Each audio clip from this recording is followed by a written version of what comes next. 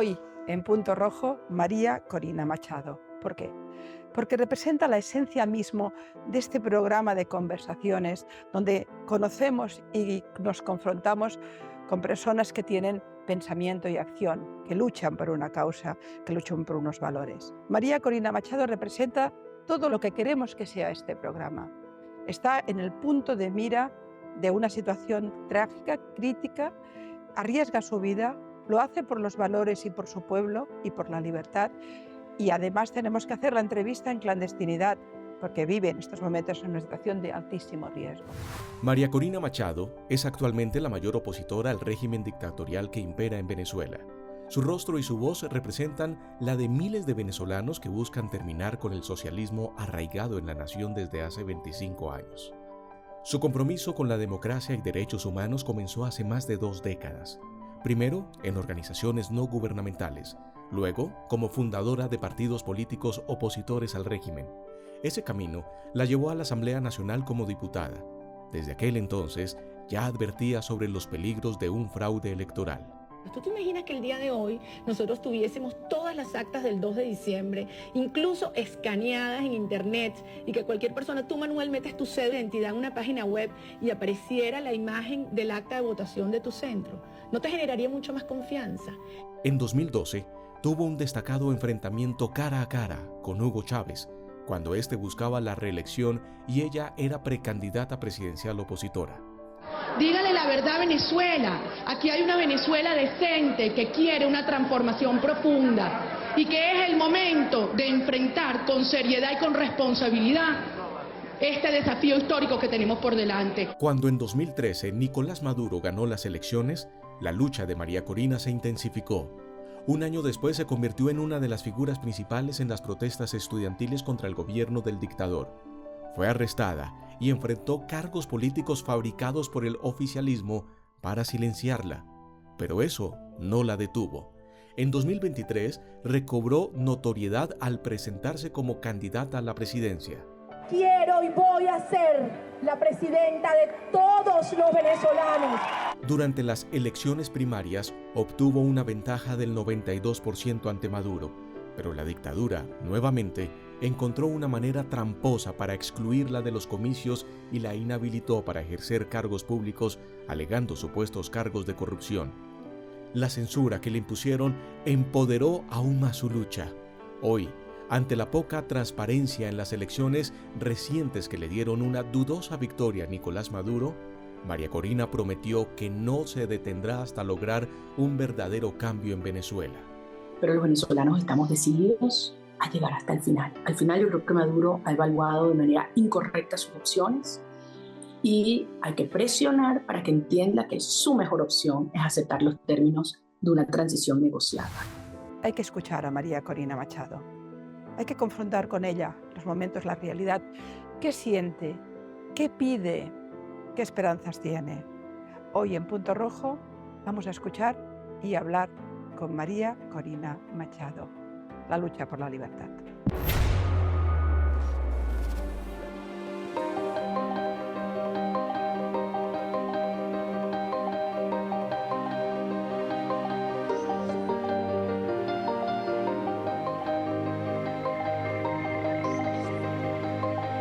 Bienvenida, María Corina, a este espacio, a esta conversación. Como persona que se preocupa por los derechos democráticos y por los valores occidentales, y también como mujer, para mí es hoy un honor estar a tu lado. Recuerdo que una vez le escuché a François Mitterrand decir hace mucho tiempo que el hombre del siglo XXI sería mujer. Y no tengo ninguna duda de que el siglo XXI está siendo marcado por grandes mujeres. Yo creo que vosotras, las grandes luchadoras, sois las Nelson Mandela del siglo XXI. De manera que empiezo esa conversación con admiración, con respeto y con convicción de que estoy ante una gran líder, no de Venezuela, sino yo creo que de Latinoamérica y globalmente de las personas que el Times dice que eres una de las 100 influyentes del mundo. Estoy convencida de ello, no hace falta que me lo diga el Times. Por tanto, vamos a hablar, porque no solo quiero hablar de Venezuela, quiero conocerte, quiero hablar de ti, quiero saber cómo estás. Por tanto, mi primera pregunta, ¿cómo se vive en la clandestinidad? cómo se vive con la familia afuera, cómo se vive en una dictadura vinculada al narcotráfico, cómo se vive luchando por los derechos democráticos en Venezuela. Gracias, Pilar, y me siento muy honrada de hacerlo en nombre de millones de venezolanos, que yo siento que hoy estamos planteándole al mundo entero lo poderoso que es la fuerza de un movimiento social y cultural alrededor de valores que nos unen, como la dignidad humana, eh, el respeto mutuo en las diferencias, en la diversidad, el valor de la familia, que es algo que los venezolanos siempre hemos eh, atesorado, pero que hasta ahora no nos habíamos dado cuenta lo poderoso que es. Eh, la importancia absolutamente existencial de la libertad para poder respirar. Entonces yo siento que Venezuela está viviendo un momento existencial de profundas transformaciones para bien, para bien. Y en lo individual, momentos extremos que al final, yo siempre digo, termina uno avanzando un día a la vez, porque son circunstancias para las que nunca, jamás nos preparamos, ni pensamos que pudiéramos soportar. La separación de mis hijos, el no ver a mi mamá, el no ver a nadie, el no poder ver a alguien a los ojos, abrazar, tocar, acariciar, pelear. eh, eh, pero al mismo tiempo ha sido un espacio de introspección y, y, y, y de reinventarte con los recursos que tienes disponibles. María Corina, tú te estás jugando la vida, hablemos claro. Este es un régimen criminal, es un régimen que puede en cualquier momento ah, atentar o contra tu vida o contra la vida de otros, como ya ha pasado. Te has quedado plantada en tu bandera de libertad en Venezuela cuando otros han ido, o se han ido, o otros han pactado. Ahora mismo estamos viendo como, por ejemplo, Capriles está pactando formar parte, digamos, de estas elecciones y formar parte, por tanto, de otro momento. Tú estás ahí. Dime cuál es la motivación. Tu motivación para jugarte la vida es tu país, es la libertad, es tu dignidad, es tu familia, es el recuerdo de tu padre. ¿Qué red de emociones te mueve para finalmente ponerte en la primera línea de algo que puede ser realmente el fuego? Todo lo que has dicho y más, o sea, yo solo consigo mi vida en libertad y en Venezuela, punto. Yo no tengo opción. No quiero vivir en ningún lugar del otro del mundo, aunque me encanta viajar y tengo amigos entrañables en todas partes del mundo, pero solo consigo mi vida en libertad y en Venezuela, de modo que yo no tengo opción que hacer lo que estoy haciendo, pero además lo hago dándole gracias a la vida de estar aquí en este lugar y en este momento, porque siento que esto nos ha dado a todos un enorme sentido de trascendencia a nuestra existencia. Y yo tengo una enorme confianza en los venezolanos, profunda, confianza y respeto. Y por lo tanto, no tengo duda que el destino de esta lucha va a ser la libertad de nuestro país. Le vamos a dejar a nuestros hijos una nación de la que se van a sentir absolutamente orgullosos de ser venezolanos. Y sentir que tú eres parte de un proceso que cambia la historia, a mí me da una enorme fuerza vital. Y le doy gracias a Dios porque siento que estoy sirviendo, siendo útil a una causa que nos trasciende. Y yo sí creo, Pilar, que al final esto es una decisión individualísima. Cada quien la toma y la tomas todos los días de tu vida. Hicisteis una gran épica, los 60.000 comanditos, el trabajo interno, esa capacidad de trabajar por debajo de los ojos de la inteligencia venezolana y de toda su maquinaria de represión, conseguir el 70% de los votos, conseguir el 80% de las actas. Todo lo que habéis construido de la nada, pasito a pasito, es una auténtica épica democrática. Realmente lo que ocurre en Venezuela a mí me da dos grandes momentos. Me da el momento de la épica del pueblo venezolano luchando con las armas más sencillas, las de los grupos pequeños, las del trabajo interior, las del compromiso, pero al mismo tiempo os estáis enfrentando a una represión que es un estado donde interactúan mafias del narcotráfico, donde tiene un dominio potente, una dictadura como la de Cuba, donde hay lazos criminales con Irán, etcétera, etcétera. Y claro, la pregunta que yo te hago es, a pesar de la gran épica democrática que habéis representado, Maduro no cae. Y por tanto quiere decir que el mundo no está respondiendo como debería. Y la pregunta es directa, ¿dónde está la OEA? ¿Dónde está la ONU en esta lucha épica que conquistó la democracia y le han negado la democracia? Maduro no sale aún, todavía, pero lo va a hacer, va a dejar el poder. Y todo este trabajo que tú describes, que hicimos, como tú dices, con las uñas, en esa Venezuela profunda, sin plata, sin medios de comunicación, sin apoyos externos. O sea, esto fue algo realmente orgánico, genuino. Mira, a mí me decían expertos y estos asesores, ¿cómo hicieron ustedes con la publicidad? ¿Cómo hacían con la propaganda? ¿Cuánto gastaron? Y yo me volteo y les decía, ¿cómo? ¿Cuánto gastamos en publicidad? Cero. Cero. Ni $1 en redes sociales. Cero. Entonces decía que eso es imposible. Bueno, eso es lo que nos han dicho todo este camino, que era imposible, que la sociedad se levantara frente a un aparato brutal de fraude, de mentira, de persecución, y que lográramos hacer lo que hicimos. Y lo que yo les decía es que ustedes no están entendiendo, porque están viendo esto desde una perspectiva estrictamente electoral, y esa es la superficie. En Venezuela lo que se ha dado es una lucha existencial y espiritual, donde unimos un país, donde derribamos unas barreras, unos muros que el régimen había construido para dividirnos, que si blancos, negros, ricos y pobres, izquierda y derecha, los que estamos en el país, los que se han ido, somos todos ciudadanos venezolanos, iguales, queremos lo mismo, queremos a nuestros hijos de vuelta. Y cuando se trata de tus hijos, tú estás dispuesto a hacer cosas fenomenales que tú mismo te creerías capaz. Y esto es lo que ha ocurrido y lo que sigue pasando, porque no ha salido aún. ¿Qué le quitamos? Le quitamos las calles, le quitamos los corazones, le arrebatamos las mentes que ellos controlaban con el control social. Los derrotamos espiritualmente, políticamente y electoralmente.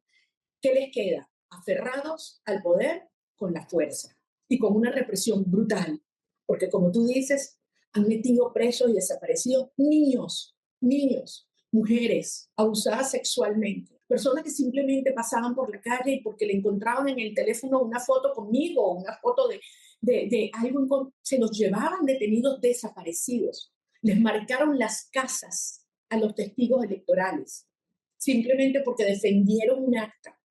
Si no conseguían al testigo o al que cuidó el acta, se le llevaron la esposa, los hijos, los padres. Todo esto sigue ocurriendo en Venezuela mientras estamos hablando.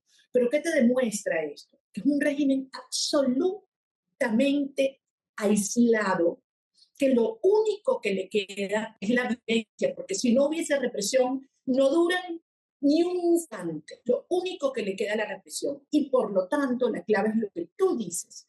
¿Qué le toca hacer al mundo ahora? Porque los venezolanos hemos demostrado que tenemos hoy la legitimidad, que tenemos un país unido, que aquí no caemos en las trampas del régimen, que es un violador de derechos humanos tóxico, que ha cometido crímenes de lesa humanidad. Todo esto ha quedado claro. Es el momento de actuar frente a un sistema criminal. Te recojo esa idea, pero fíjate, yo cuando he venido para la televisión, para tu entrevista, el conductor era venezolano. Y yo cuando me ha dicho que era venezolano, le he dicho, voy a estar con María Corina. Se le ha iluminado la cara. Y le he dicho, ¿por qué estás en Argentina, donde él lo han acogido enormemente bien y está muy feliz? Y me ha dicho, por mis hijos, porque no podía garantizar su vida, no podía garantizar su educación. Estamos hablando, María Corina, de millones de desplazados venezolanos. Probablemente es el exilio político más importante del mundo en este momento. Es decir, es un contingente humano que desborda completamente Latinoamérica, que tendría que ser un punto central de la lucha del mundo por las causas que son nobles. Y sin embargo yo continúo viendo, tú me decías, el régimen se aguanta por la represión, no solo, también por las grandes alianzas y por los intereses. Te hago esta pregunta. No olvidemos que el régimen tiene a Cuba, el régimen tiene a Irán, el régimen tiene a Rusia y el régimen también tiene a China. Y luego están los intereses petroleros. A mí me preocupó, por ejemplo, la visita del delegado para Asuntos Especiales americano a Venezuela. Hay la posibilidad, pregunta también, perdóname un poco directa, pero que me inquieta, ¿hay la posibilidad de que Estados Unidos, a raíz de todo el tema de la presión petrolera, esté intentando una salida Chamberlain, una salida conciliadora con el régimen? ¿Nos creemos a Marco Rubio cuando dice tú eres la dama de hierro y yo estoy con Corina? ¿O nos queremos a Marco Rubio, pero también los intereses petroleros? Yo creo que el día de hoy la posición del gobierno de Estados Unidos es muy clara. Y es clara por varias razones. Primero, porque lo que se ha configurado en Venezuela no es una dictadura convencional, es un Estado criminal que ha abierto las puertas de América Latina, como tú dices, a los enemigos de Occidente. Rusia, China, Irán, Hezbollah, Hamas, operando libremente en Venezuela. Súmale los carteles de la droga desde México hasta Brasil. La guerrilla colombiana que ha ido penetrando y ya no solamente está en la frontera, sino en el corazón de nuestro país, y que además son aliados de Maduro. Aliados para llevar droga a Europa, a Estados Unidos. Se estima que son más de 300 toneladas métricas de droga que hoy en día pasan por Venezuela y que ya se empiezan a producir en nuestro país. Entonces, es evidente que el régimen de Maduro busca desestabilizar todo este continente a través de estas alianzas y creer a estas alturas que tú sabes, como contener estas fuerzas dentro de un territorio es absurdo, muchísimo menos un país como Venezuela, que además tiene una costa enorme hacia el Caribe, unas fronteras súper porosas, y lo vemos lo que está ocurriendo incluso con redes criminales como el Tren de Aragua, y ahora podemos referirnos a lo que está ocurriendo no en Estados Unidos, sino en Chile, donde asesinaron al disidente, el teniente Ojeda, denunciado por el propio gobierno de Boric en la Corte Penal Internacional. Entonces, esto es un tema de seguridad hemisférica y de seguridad nacional de los Estados Unidos. No es solamente un tema, digamos, de solidaridad humanitaria y ética. Mi convicción en este momento es, y no lo digo por declaraciones, lo digo por los hechos, para el gobierno de Estados Unidos, en su política de seguridad hemisférica, Venezuela es hoy una prioridad, y las medidas que se han adoptado en términos de cerrar los flujos que provienen del petróleo. Hay otros flujos que vienen de la droga, del tráfico de oro, de minerales, incluso de seres humanos. Pero lo que viene de la droga por vía de las licencias es una señal muy firme, inequívoca, y que no es solo Marco Rubio. Esto viene claramente desde la Casa Blanca e involucra como política del gobierno, y yo te diría de Estado, Pilar, porque fíjate que incluso en el Congreso, yo veo pocas, hoy en día, el Congreso de los Estados Unidos, pocas causas que sean realmente bipartidistas, y Venezuela lo es. Estoy totalmente de acuerdo y además coincido, como no puede ser de otra manera, que estamos hablando de un tema de seguridad internacional. La penetración, por ejemplo, de los movimientos de Guardia Revolucionaria o Fuerzas Quds o Hezbollah a través de todo el eje bolivariano, no solo Venezuela, estamos hablando de Venezuela, Nicaragua, en fin, etcétera. Todo el fenómeno de la fusión de todo este mundo con el narco colombiano, el tema de la triple frontera. Desde luego tengo claro que cualquier presidente de gobierno, cualquier canciller que tenga la cabeza en su lugar tiene que estar muy preocupada por lo que ocurre en Venezuela. Pero precisamente porque este tema es un tema tan importante, yo me esperaba quizá ingenuamente que Estados Unidos tuviera unos gestos mucho más contundentes. Tú, María Corina, sabiendo que Marco Rubio es tan importante en estos momentos para toda Latinoamérica, ¿qué le pides personalmente a Marco Rubio? Bueno, lo he hecho ya, y con el secretario de Estado, que además es una de las personas que ha seguido más de cerca la causa venezolana desde hace muchísimos años, cuando estaba en el Senado. Y creo que además es una de las personas que mejor conoce las amenazas que se ciernen sobre América Latina y de América Latina al resto del hemisferio. Y lo que le he dicho es, mire, Venezuela es hoy el hub criminal de las Américas. Nosotros nos vamos a convertir en poco tiempo en el hub energético de las Américas. Pero energía en todo sentido, no solamente petróleo y gas, etcétera. ¿No? Nosotros vamos a convertir a Venezuela en un país vibrante, asegurando que las instituciones republicanas democráticas se construyen con robustez, con firmeza, con inclusión. Nosotros vamos no solamente a tomar el control del territorio, sino lograr que los venezolanos que se han ido de una nación, como tú decías, desgranada, desgarrada, regresen a construir un país que sea un ejemplo de un aliado en materia de seguridad, un aliado en materia de proyección de democracia, desarrollo, inclusión social, pero además, desde el punto de vista económico, para aquellos que están viendo esas cuatro lochas, decimos en Venezuela, de la plata que hoy hacen algunos con el régimen, así, pequeñísimo, porque en un país que no hay Estado de Derecho, donde no hay independencia, no hay respeto a la propiedad privada, ¿quiénes van a invertir? De eso a convertir a Venezuela en la gran oportunidad económica de este hemisferio por las décadas que vienen. Venezuela, en términos reales, en valor presente, es una inversión que en términos gringos los americanos le dicen $1 trillón en un conjunto de sectores que no es solamente energía. Entonces, aquellos que están viendo el negocio pequeño, turbio, oscuro con el régimen en este momento, no están viendo la inmensa oportunidad con los recursos que dispone Venezuela, no solamente los recursos naturales, nuestra ubicación geográfica, nuestra infraestructura, pero sobre todo nuestra gente, para crear verdadero valor y riqueza. Coincido plenamente, María Corina, que el potencial humano y a todos los niveles de Venezuela, revertido en una democracia plena, sería una bomba democrática en todo el continente. Es decir, que si cae el régimen de Maduro, cae una cantidad de cartas de la baraja que son fundamentales, incluyendo el régimen cubano, que ya no aguantaría sin esa absolución. Y Nicaragua. Es decir, y todo el riesgo que representa. Pero, de todas formas, vuelvo a preguntas un poco difíciles. El régimen es un régimen criminal asentado en fuentes criminales, pero estos regímenes no caen por la democracia. A menudo caen de otra manera. ¿Tú crees que tendría que haber intervenido o tendría que intervenir el ejército en defender la democracia?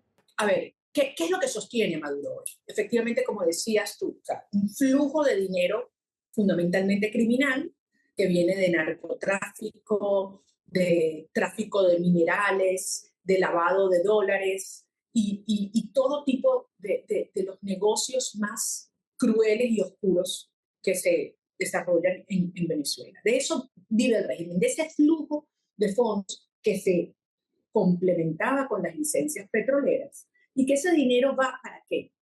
Primero, corrupción. O sea, estos tipos están llenando de unas magnitudes obscenas que ni nos imaginamos, no nos caben los ceros en la cabeza.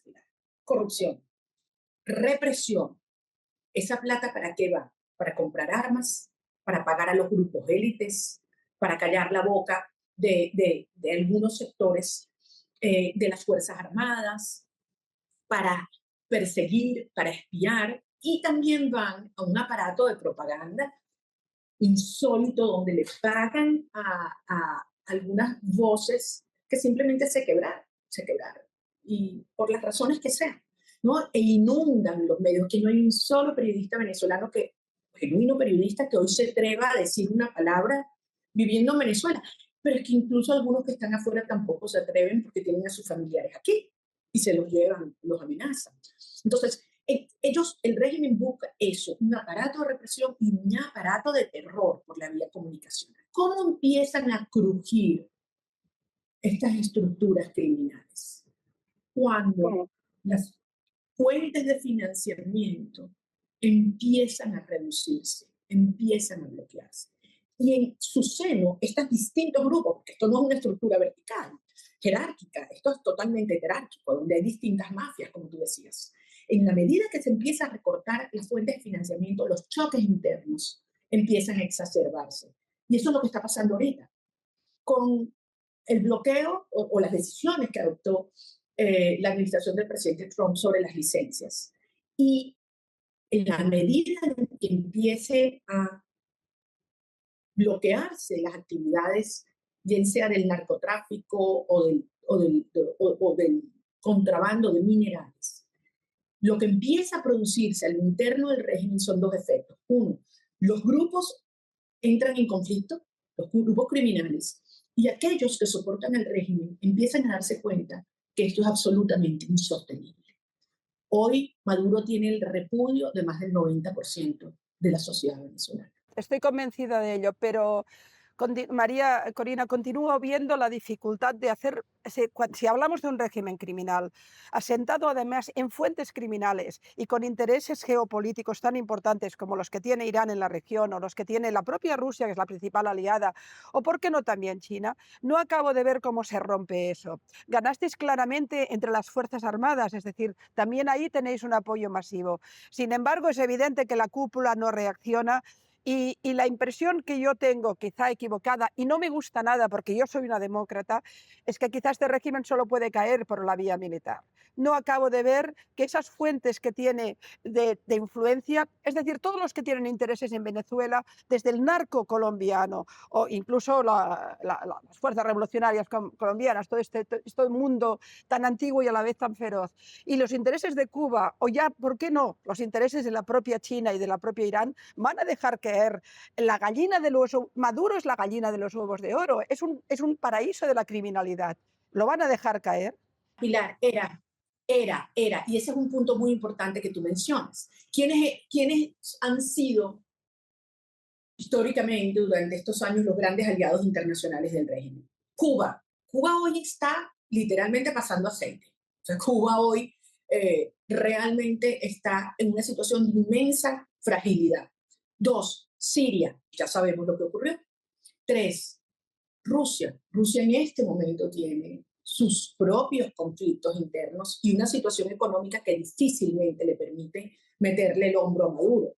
Y no sé si quisiera además enfrentar al gobierno de los Estados Unidos por un actor que en este momento no le rinde ningún beneficio, porque este país lo quebraron, lo arruinaron. Venezuela ya no puede ofrecer dinero absolutamente a nadie.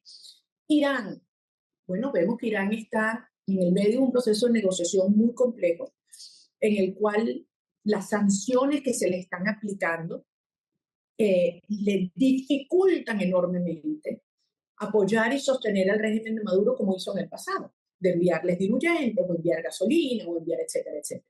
Y finalmente China, que creo el caso más complejo de abordar, pero al mismo tiempo yo siento que los chinos tienen muy claro la estructura eminentemente e irremediablemente corrupta de este régimen. Y los chinos le prestaron a Maduro 60.000 millones de dólares y no han terminado de cobrar su deuda completa, le quedan como 16.000 millones de dólares. No veo a los chinos prestándole más plata a un régimen que no se los va a pagar jamás. ¿Has conseguido tener algún contacto con el gobierno chino? ¿Te reconocen como líder de la oposición? No reconocen a Edmundo como el gobierno electo que es y el presidente electo que es. Pero bueno, eso es una posición política que en el momento que tengan que cambiarla, la cambiarán.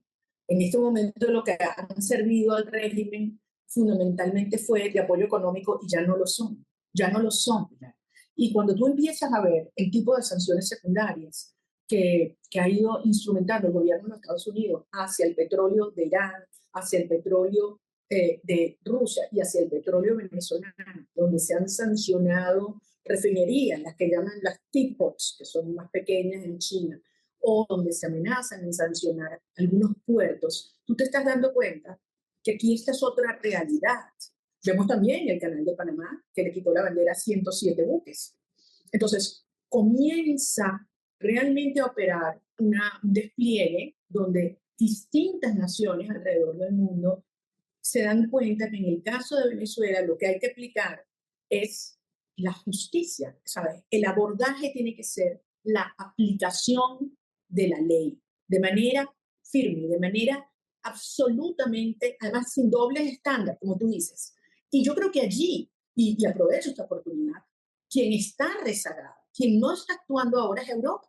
Nosotros sentimos que Europa nos ha dado la espalda, ha ignorado lo que está ocurriendo en Venezuela, en un momento en el cual, por el contrario, el régimen se encuentra en su punto de mayor fragilidad y donde más necesitamos que Europa actúe. Hemos tenido posiciones muy firmes y muy claras de enorme apoyo del Parlamento Europeo, pero ¿dónde están los gobiernos? Fíjate que Europa, que es un continente con tantas complejidades y tanta crisis de identidad, te da mucho siempre a todas las causas la palmadita, pero luego no tiene acciones reales. Mira, Ucrania, hemos estado los europeos 3 años sin tener ni una alternativa para el tema de Ucrania. Es decir, no me sorprende esa desidia respecto al tema venezolano. Además, hay una posición de determinadas izquierdas en Europa que continúan defendiendo el régimen de Maduro. En España, Podemos es un aliado natural del régimen de Maduro. Es decir, que hay tensiones ahí que no acaban.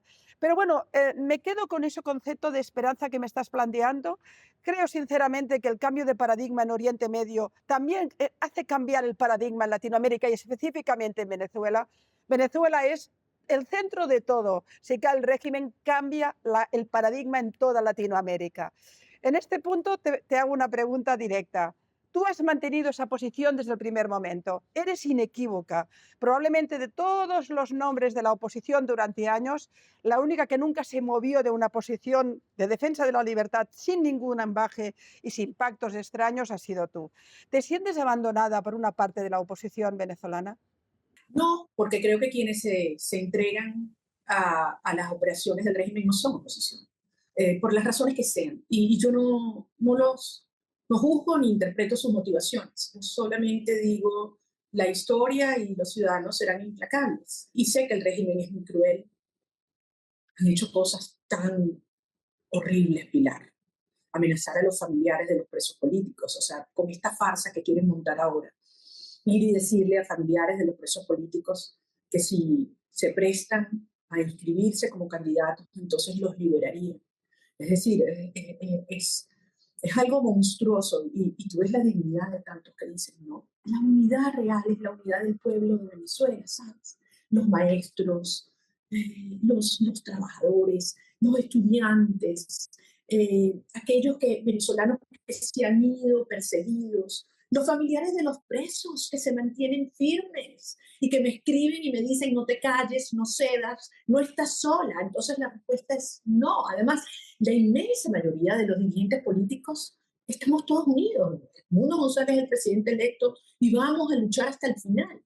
Y el régimen, créeme, está en una situación como nunca antes. O sea, una situación económica que viene colapsando. Un país que han tratado de callar, pero que empieza otra vez con una efervescencia.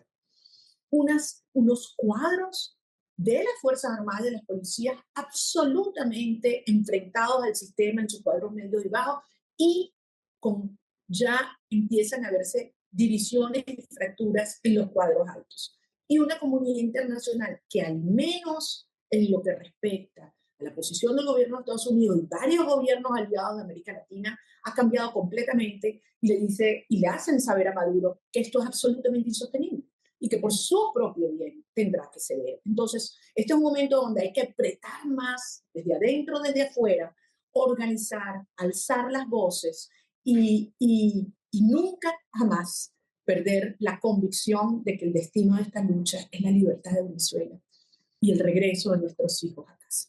Creo que tendremos que poner muy atentamente los ojos sobre Venezuela, porque si ciertamente el análisis que tú haces es el correcto, en el sentido que el régimen está en un proceso de deterioro, las dictaduras son especialmente agresivas y violentas en los últimos coletazos. Es decir, tenemos ahí el gran artífice de la inteligencia y de la represión venezolana, que creo que es Diosdado Cabello. De hecho, te pregunto, ¿Diosdado Cabello es el Robespierre, es el Rasputín de Venezuela, es el cerebro gris, oscuro de la represión y de la brutalidad? Y en el caso de que sea así, según me parece, estamos hablando de un periodo de transición del momento actual a la democracia, donde puede haber mucha más violencia y mucha más represión.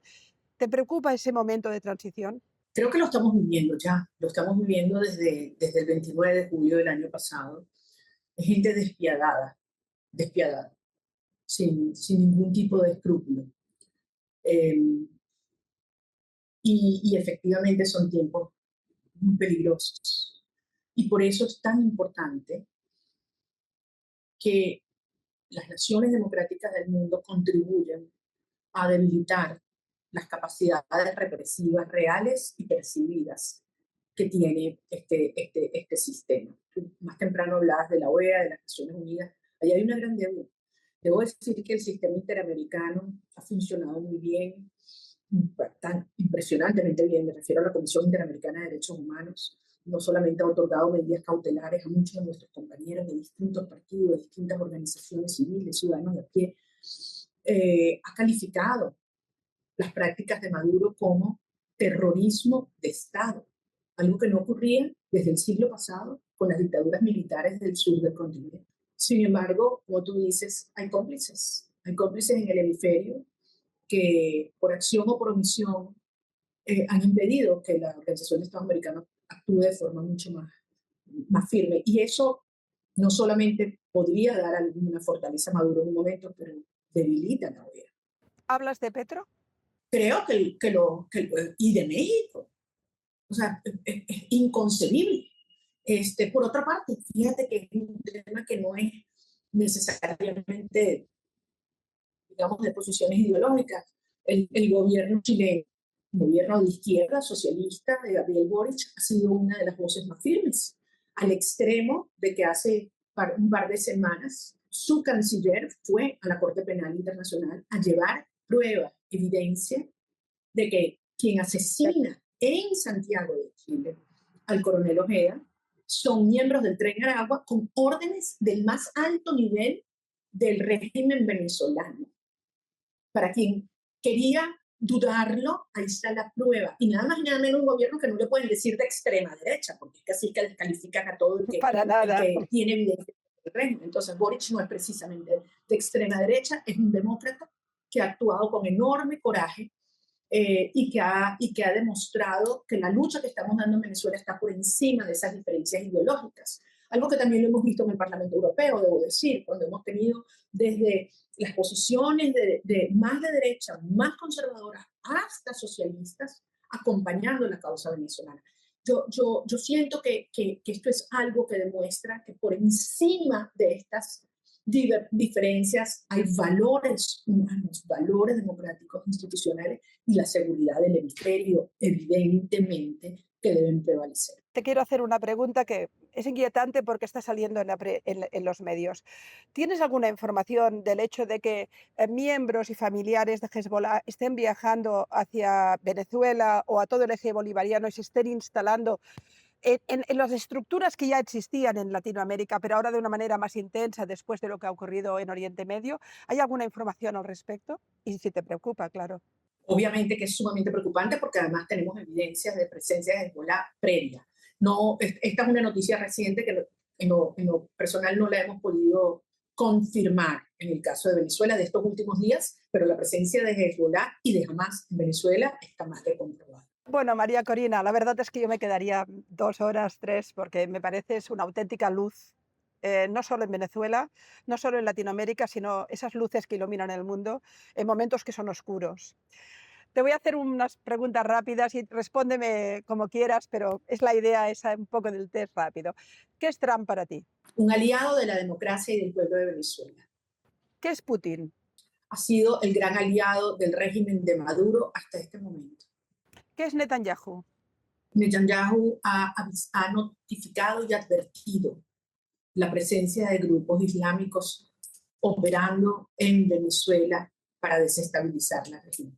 Entiendo, por tanto, que es un aliado de tu lucha. Lo ha sido hasta ahora.